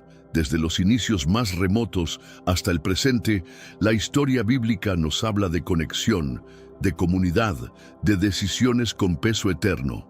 Hoy más que nunca, necesitamos mirar hacia esas raíces y preguntarnos: ¿estamos viviendo de acuerdo con ese propósito original? ¿O nos hemos alejado de esa imagen divina que nos fue concedida desde el principio? Así que no cometas el error de menospreciar el poder de estos antiguos textos. Aunque escritos hace miles de años, siguen hablando con fuerza a cada nueva generación. Te invito a que sigas explorando, a que cuestiones, que profundices, porque en el lenguaje, en los símbolos y en los relatos entrelazados se oculta una sabiduría que forma parte del alma del conocimiento humano. Y con cada nuevo descubrimiento, damos un paso más hacia comprender quiénes somos realmente y cuál es nuestro propósito en este mundo. ¿Alguna vez te has detenido a pensar cómo la historia del Génesis no solo nos habla de la creación, sino también de la esencia misma de la humanidad?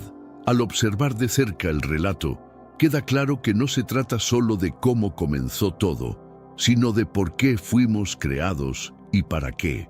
Desde el primer capítulo, se afirma que todos los seres humanos fueron hechos a imagen de lo divino, reflejando una dignidad única. Pero cuando llegamos al segundo capítulo, aparece una figura específica, Ha-Adam, y ese cambio lo cambia todo. Ha-Adam no es simplemente una forma más de decir el hombre, es un personaje concreto, con un rol definido dentro del plan divino. Mientras que en Génesis 1, la humanidad es presentada en conjunto, varón y mujer creados para llenar la tierra, en los capítulos 2 y 3 se narra algo más íntimo y personal. Se nos presenta a un individuo específico, plantado en el Edén, con una misión que trasciende lo ordinario. Este giro en la narrativa nos invita a preguntarnos: ¿será que el primer capítulo del Génesis habla de la creación de toda la humanidad, y que los capítulos siguientes describen la elección de un ser humano concreto destinado a tener una relación especial con el Creador? En este contexto, Adán no es solo un hombre más, sino alguien escogido para representar a la humanidad en una alianza profunda con lo divino.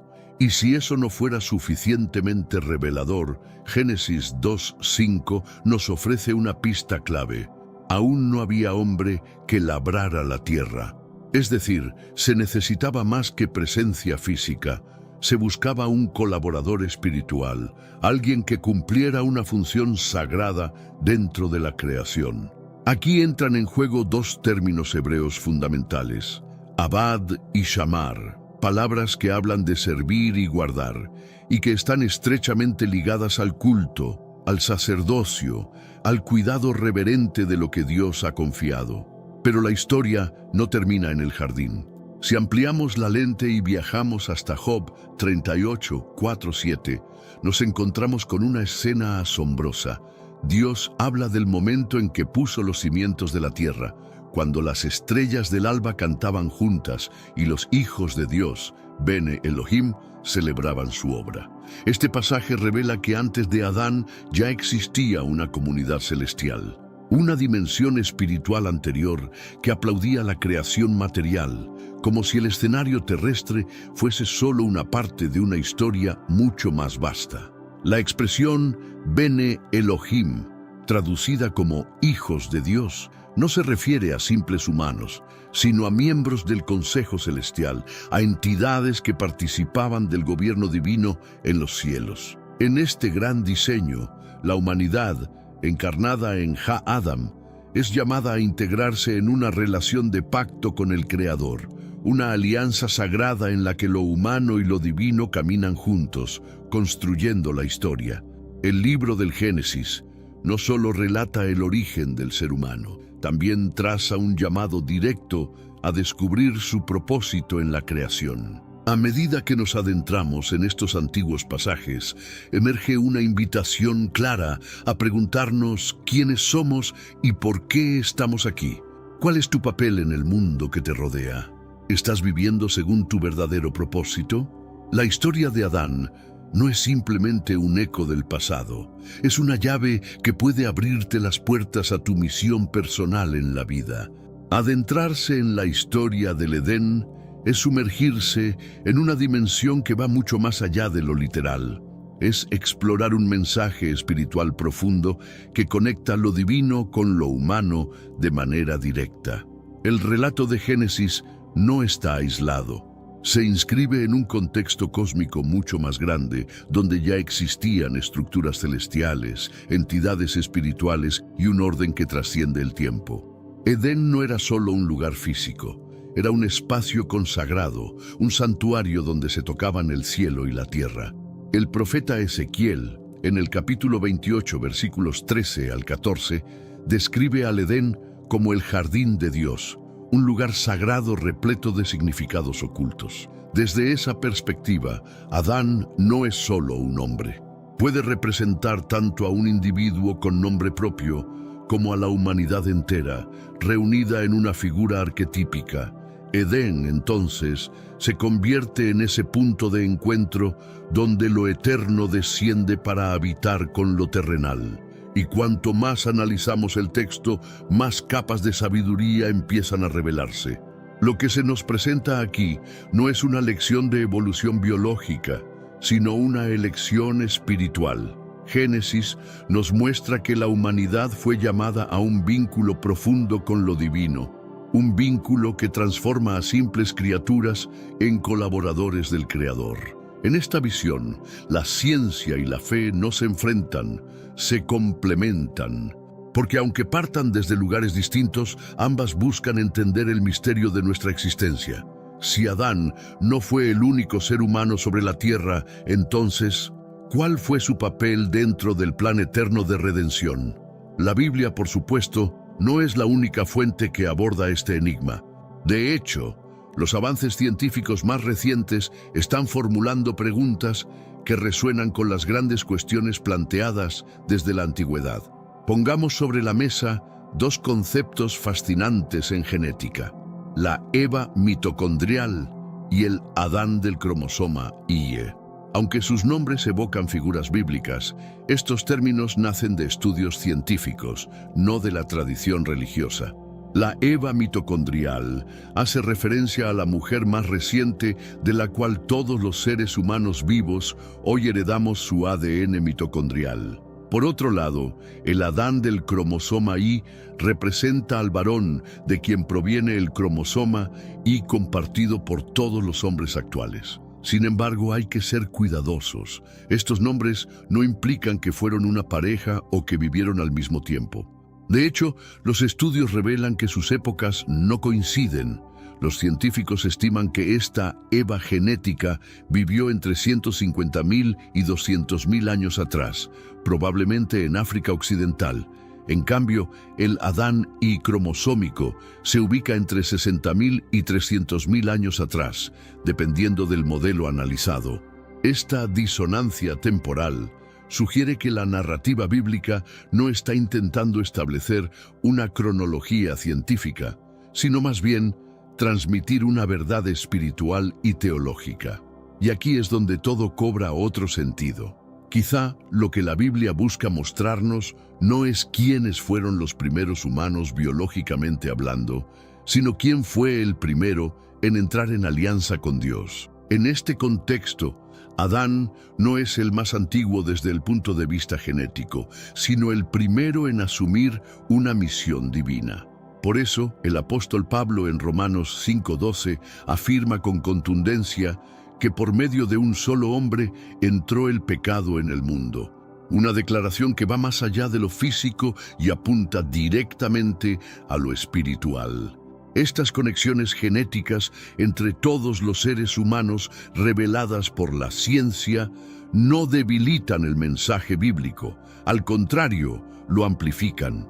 Nos muestran que todos estamos conectados por un origen común, que aunque nuestras culturas y lenguas difieran, compartimos una historia entretejida con un propósito trascendente. Ver a Adán como símbolo colectivo nos lleva a otra reflexión poderosa. Nuestras vidas no son islas aisladas, están tejidas en una red de sentido mayor, como el propio Edén, ese santuario primordial donde la humanidad fue llamada a colaborar con el Creador. Por eso, hoy más que nunca, necesitamos abrir el diálogo entre ciencia y fe. No para que compitan, sino para que juntas iluminen el misterio de quiénes somos y hacia dónde vamos. Explora, cuestiona, busca, porque solo al atrevernos a indagar estas preguntas complejas, nos acercamos a la verdad profunda de nuestra existencia. Tienes en tus manos la oportunidad de redescubrir tu lugar en esta gran historia. Comprender el significado real de Edén y de Adán no es un ejercicio intelectual más, es una forma de abrir los ojos y encontrar una espiritualidad más viva, más consciente, más humana. ¿Estás listo para dar ese paso? En uno de los versículos más impactantes del Nuevo Testamento, se afirma que el pecado entró al mundo a través de un solo hombre, y con él la muerte alcanzó a todos. Esta idea no se refiere al ADN ni a la biología, sino a una realidad espiritual más profunda. Adán es presentado como un representante federal, una figura que encarna la condición humana en su totalidad. Pablo no está hablando de ciencia, está revelando el peso de nuestras decisiones espirituales. Cuando se dice que el pecado llegó por medio de un solo ser humano, no se está afirmando que Adán fue el único existente. Lo que realmente se destaca es que fue el primero en establecer una relación de pacto con Dios, el primero en recibir una ley moral y también el primero en desobedecerla. Adán no es importante por ser nuestro ancestro biológico, sino porque representa el inicio de la conciencia moral, de la ruptura espiritual que marcó a toda la humanidad. Esta lógica también se ve reflejada en la historia de Noé. Nadie afirma que todos los seres humanos actuales descienden biológicamente de forma directa y exclusiva de los 3 hijos de Noé.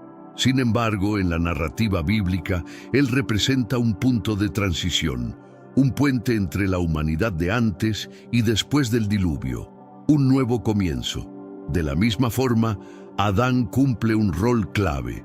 Su función no es genética, sino espiritual. Su historia nos habla de responsabilidad, de libertad, de conexión con lo divino. Y a través de él se establece un precedente que influye en cada generación futura. Cada uno de nosotros hereda no solo una historia, sino un llamado. Estudiar a estas figuras bíblicas no es simplemente un ejercicio histórico, es mirar dentro de nosotros mismos. Porque detrás de cada relato hay preguntas éticas, morales, existenciales. ¿Quién soy yo? ¿Cuál es mi propósito? ¿Cómo me conecto con Dios y con el mundo que me rodea? Por eso te invitamos a ir más allá, a reflexionar sobre tu propio camino espiritual, a descubrir cómo las historias de Adán, Noé y tantos otros pueden resonar con tu realidad actual, porque la Biblia no busca solo informarte, busca transformarte. Explora una nueva perspectiva sobre los orígenes de la humanidad.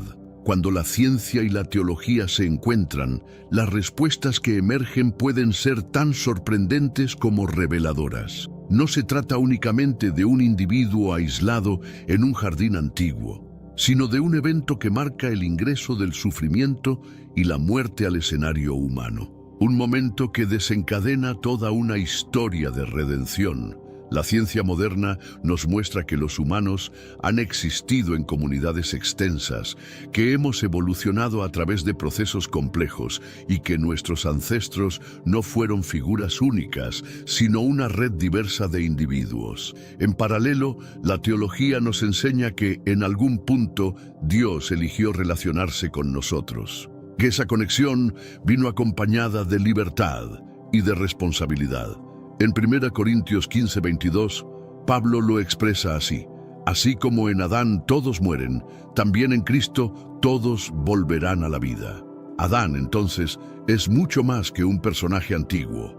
Es el símbolo de una humanidad herida, mientras que Cristo representa la restauración, la caída y la redención, el exilio y el regreso al hogar. Esto nos lleva a replantear el jardín del Edén, no como un lugar físico en el pasado, sino como un símbolo poderoso de una conexión perdida, una representación del estado de armonía original entre Dios y el ser humano, que un día será restaurado. Ahora bien, algunos pensadores antiguos exploraron la posibilidad de que existieran civilizaciones antes de Adán.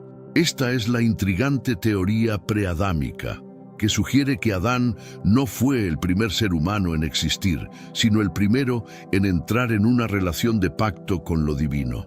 Si esto es cierto, entonces podríamos estar hablando de una humanidad con múltiples narrativas coexistentes. Este enfoque diverso plantea que distintas culturas podrían haber tenido sus propias versiones del origen. Y eso nos abre la puerta a conversaciones fascinantes sobre unidad en la diversidad.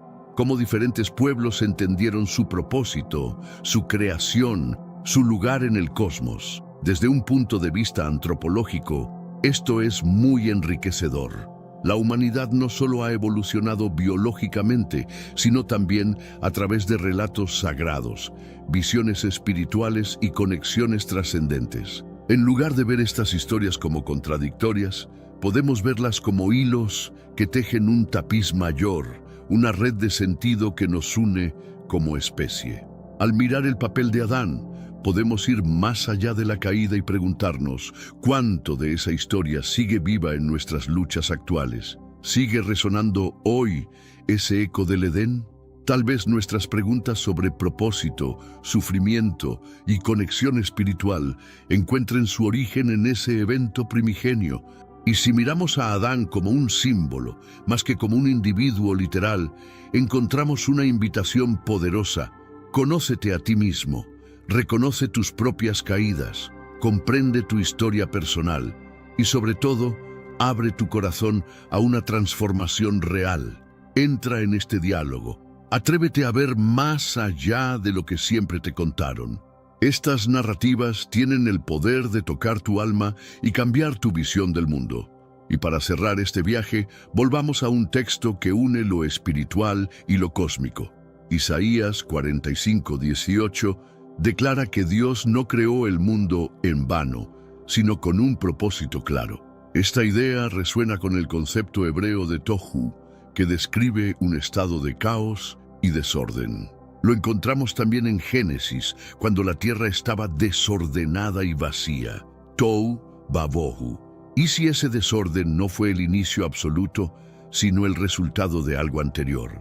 Esta es una de las preguntas que ha alimentado la reflexión de místicos y sabios por siglos. Según la tradición cabalística, hubo mundos anteriores, creaciones que colapsaron antes de la actual. Mundos que fracasaron espiritualmente y dieron paso a un nuevo intento, el nuestro. Entre los sabios rabínicos ha sido común la idea de que podrían haber existido seres humanos antes de Adán. Esta posibilidad ha abierto caminos fascinantes para explorar los misterios de la creación desde ángulos poco convencionales. Y si giramos la mirada hacia el pensamiento cristiano de los primeros siglos, nos encontramos con figuras igual de audaces. Uno de ellos fue Orígenes de Alejandría, activo entre los años 184 y 253 d.C., quien planteó una teoría radical, que las almas humanas existían antes de recibir un cuerpo físico. Para él, la historia del Génesis debía entenderse de manera simbólica, como una representación de una caída espiritual previa. Aunque su visión fue considerada herética por la Iglesia en siglos posteriores, sembró una semilla poderosa, la de un cristianismo que se atrevía a explorar más allá de lo literal. Unos siglos más tarde, otro pensador desafiante dejó su huella: San Agustín de Hipona. Entre los años 354 y 430 d.C., este teólogo propuso que los días de la creación no eran días de 24 horas, sino símbolos del orden divino. Así, tanto en la tradición judía como en la cristiana, emerge una inquietud común, la de buscar respuestas más allá de la superficie, preguntándose por el verdadero significado del origen del universo. Y esta búsqueda no se limita a Occidente. En culturas como la hindú, se encuentran visiones del cosmos donde todo gira en ciclos: creación, destrucción, renacimiento. El universo no es una línea recta, sino un círculo eterno que refleja una comprensión profunda del tiempo y la existencia. Curiosamente, algunas teorías modernas de la física también sugieren que el tiempo no es lineal, sino multidimensional. Y si la sabiduría ancestral ya intuía lo que apenas ahora estamos empezando a descubrir. Hoy, en el mundo contemporáneo, muchos pensadores, filósofos, científicos, teólogos, siguen preguntándose cómo empezó todo. El Big Bang, la expansión del universo, la evolución de la materia, son debates actuales que, en el fondo, reflejan las mismas dudas que inquietaban a los antiguos. ¿De dónde venimos? ¿Por qué existimos? Estas preguntas, lejos de ser meras especulaciones, nos invitan a mirar hacia adentro, a preguntarnos qué significa vivir en un universo que ha atravesado infinitas transformaciones. ¿Estamos condenados a repetir los mismos ciclos o somos capaces de escribir un nuevo destino? Si estas ideas despiertan algo en ti, te animo a seguir explorando, a bucear en las tradiciones, religiones y filosofías que han dado forma a nuestra visión del mundo.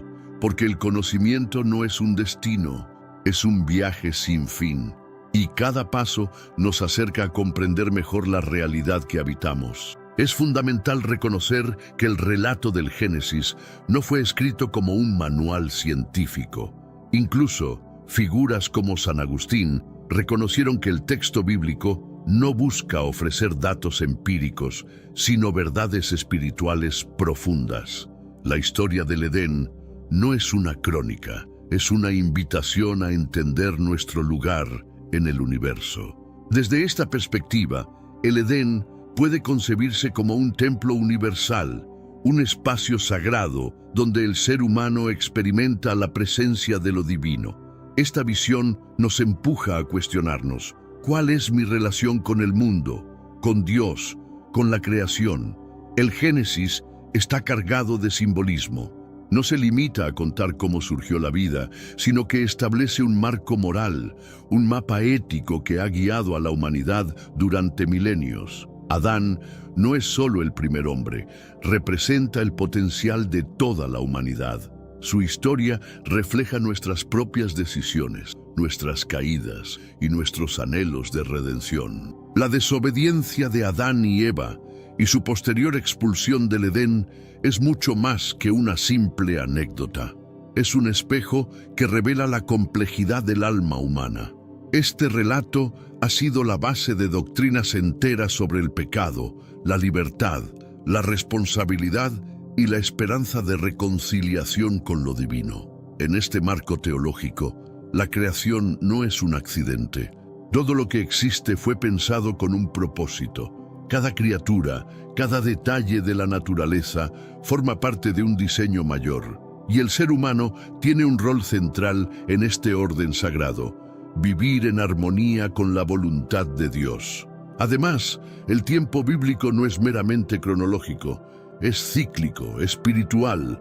El descanso del séptimo día, por ejemplo, no es solo un alto en el trabajo, sino una enseñanza profunda sobre el valor del reposo, de la contemplación, del equilibrio entre acción y reflexión.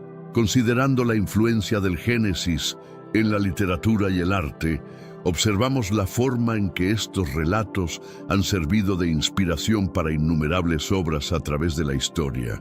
Desde poemas hasta pinturas, los temas de creación, pérdida y redención han encontrado un lugar en la expresión artística, resonando en la psique colectiva.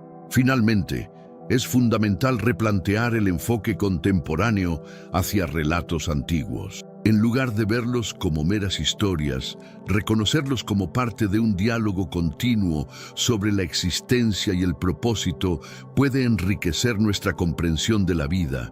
Así, reafirmamos la invitación a la reflexión que el Génesis nos ofrece, manteniendo su relevancia en el mundo actual. Es un llamado a conectar lo espiritual con lo cotidiano, a encontrar lo sagrado en la existencia diaria y a valorar las enseñanzas que trascienden el tiempo. Descubramos el significado profundo detrás de la historia de Adán y su relación con la humanidad. En un pasaje significativo se menciona que Dios había establecido un jardín en un lugar específico conocido como Edén, al este. Este detalle sugiere que Edén no es simplemente un terreno genérico, sino un área sagrada, un espacio diseñado para la conexión divina. Muchos estudiosos identifican Edén como un santuario, un punto de encuentro entre lo divino y lo humano, similar a un templo. Tenemos un recurso espiritual para ti, Caminos de la Revelación, un libro para comprender las profecías y fortalecer tu fe. Lo encuentras en el primer comentario. Léelo, compártelo y prepárate espiritualmente para lo que está por venir. No esperes a que otro desastre te obligue a mirar hacia arriba. Hoy es el día aceptable. Hoy es el tiempo de actuar con fe. Fortalécete en la palabra, profundiza en la oración y rodea tu vida de personas que también estén buscando a Dios de todo corazón.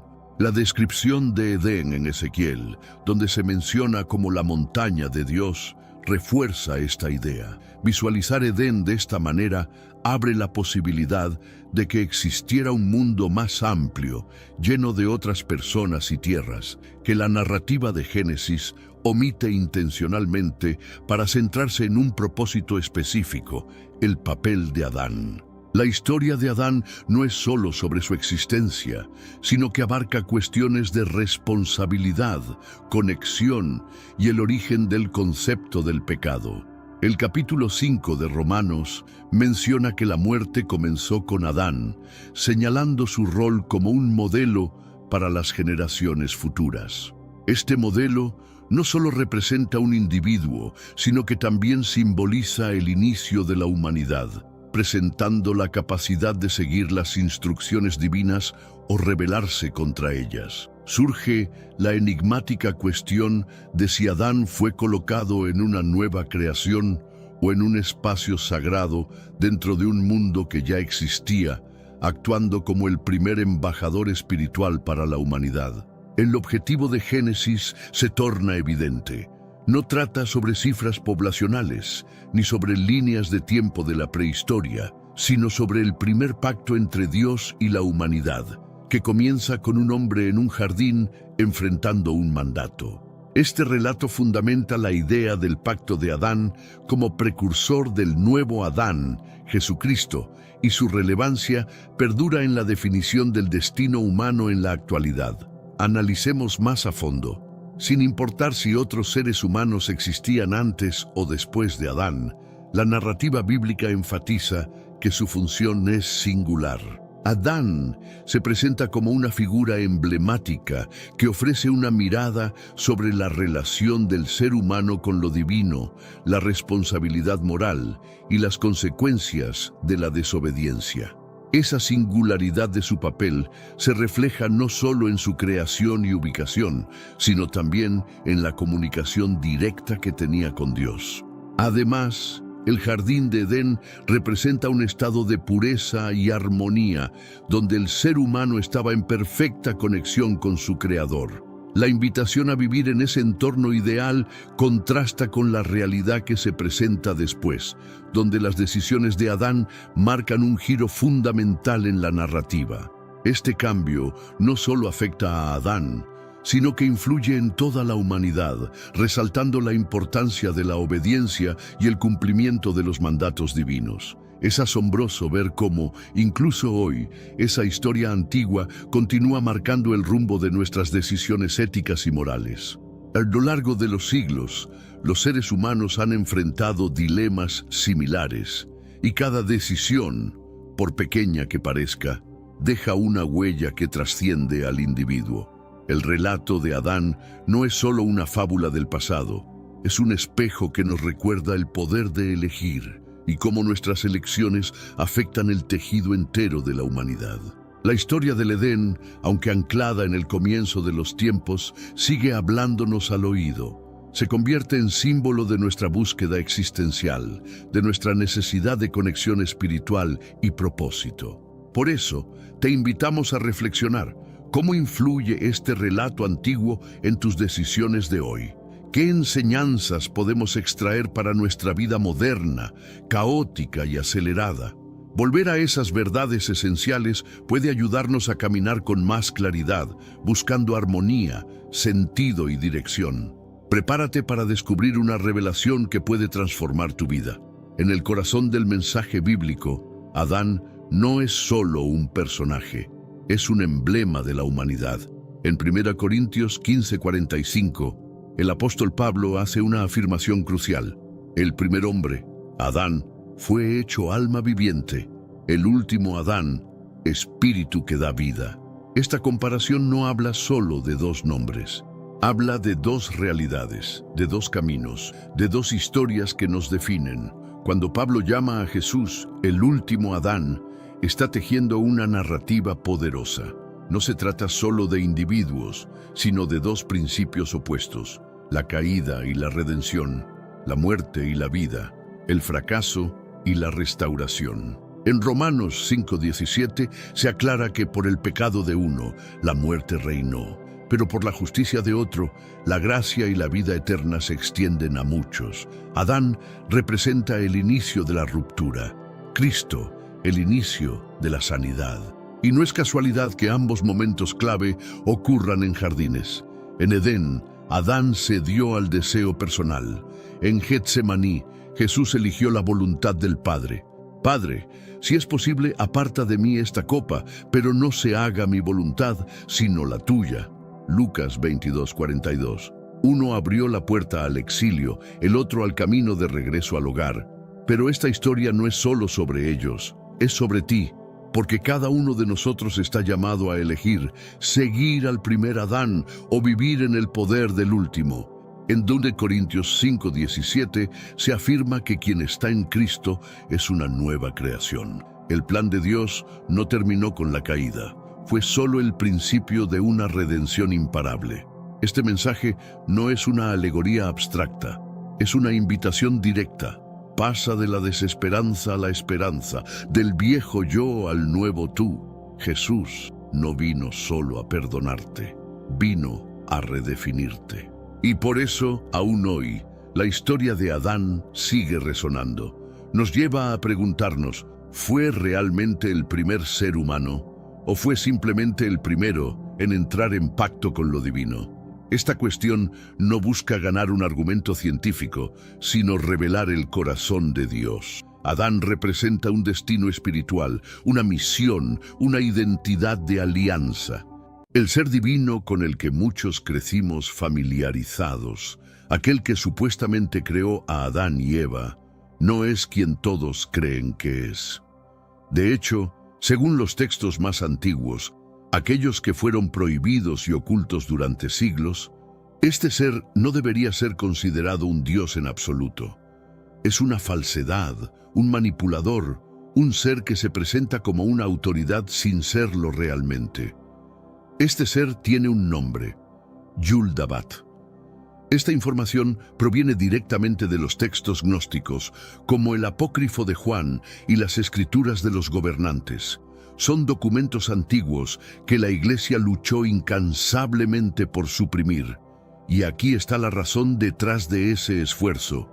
Yul-dabat es descrito en estas escrituras como una impostura, una entidad llena de orgullo que declara sin ningún reparo: yo soy Dios y no hay otro más.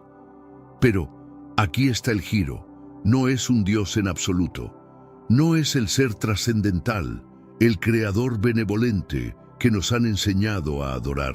En realidad, Yul-dabat es algo mucho más sombrío y oscuro que lo que la mayoría de las personas podría imaginar.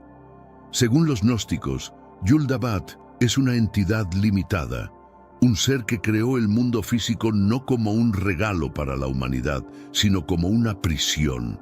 Y esta revelación puede ser desconcertante, pero según esta visión del mundo, el lugar donde vivimos, este planeta que nos dicen que fue creado con amor y propósito, es en realidad una trampa. No es el paraíso prometido, sino un laberinto diseñado para mantenernos atrapados en la oscuridad, lejos de la verdadera comprensión de nuestra existencia y de nuestro potencial más elevado. Este concepto plantea preguntas profundas sobre el propósito de nuestra vida y la naturaleza de la realidad misma. Si Yul-dabat no es un Dios, ¿quién o qué lo es? ¿Qué fuerzas están detrás de la creación del universo y cuál es nuestro papel en todo esto? La respuesta puede no ser tan sencilla como nos han dicho, y esta es solo una de las muchas piezas del rompecabezas que se han mantenido ocultas durante milenios. Ahora hablemos de Adán. En la narrativa convencional, Adán es retratado como una figura pasiva, creada de arcilla, sumisa a la voluntad de Dios y castigada por su desobediencia. Pero en los textos prohibidos, Adán no es un ser ingenuo ni un tonto. En realidad, Adán es la primera víctima de las mentiras de Yul-dabat y al mismo tiempo el primer rebelde en oponerse a su tiranía. Los relatos gnósticos nos revelan que Adán no fue creado por este ser, sino que fue capaz de percatarse de que algo no estaba bien. Adán pronto se dio cuenta de que la entidad que exigía obediencia no era la perfección divina, como se le había dicho, sino un dictador malévolo que se disfrazaba de Dios. Este es el giro fascinante de la historia. Adán no estuvo solo en su descubrimiento. Pero antes, comparte este video con alguien a quien aprecias. Nuestra misión más grande en la tierra es difundir la palabra del Señor. ¿Sabías que muchas personas carecen de conocimientos por falta de contenido adecuado? Envíalo a ese grupo de WhatsApp o públicalo en Facebook. Estoy seguro de que no te arrepentirás. Y si te gustan videos como este, comenta abajo: quiero más. Así sabré si realmente lo disfrutas y definitivamente traeré contenido nuevo similar. Volviendo al tema principal, aquí entra Sofía, una figura central en la cosmología gnóstica. Sofía es la deidad que de forma accidental creó a Yul-dabat, un error espiritual causado por su deseo de crear sin la presencia de su contraparte divina. Al lamentar profundamente su error, Sofía interviene y decide ayudar. Sofía introduce en Adán un destello de conocimiento divino, lo que se conoce como gnosis. Este impacto es lo que diferencia a Adán de las demás criaturas. Le otorga la capacidad de cuestionar, resistir las imposiciones y buscar la verdad que le ha sido oculta. Pero Yul-dabat no iba a permitir que todo sucediera sin ofrecer una feroz resistencia. Él es quien atrapa a Adán y a Eva en el jardín del Edén. Y sobre ese famoso árbol del conocimiento, ¿sabías que no era una fruta prohibida con el propósito de probar la humanidad? En la tradición gnóstica, ese árbol no representa tentación, sino que es un símbolo de liberación, un medio para que Adán y Eva accedieran a la verdad oculta acerca del mundo en el que estaban atrapados. Y lo más sorprendente, ¿quién fue el encargado de guiarlos hacia ese árbol? No fue Yul-dabat, la serpiente, que a menudo ha sido demonizada en la interpretación cristiana convencional, desempeña un papel completamente distinto en la tradición gnóstica. En lugar de ser el mal encarnado, la serpiente en realidad representa el conocimiento, la sabiduría y la liberación. Un agente divino que buscó liberar a Adán y Eva de las cadenas de la ignorancia. Es un verdadero liberador. Imagina por un momento el giro radical en esta narrativa. La serpiente no estaba intentando arrastrar a la humanidad hacia el pecado, como tantas veces se nos ha enseñado.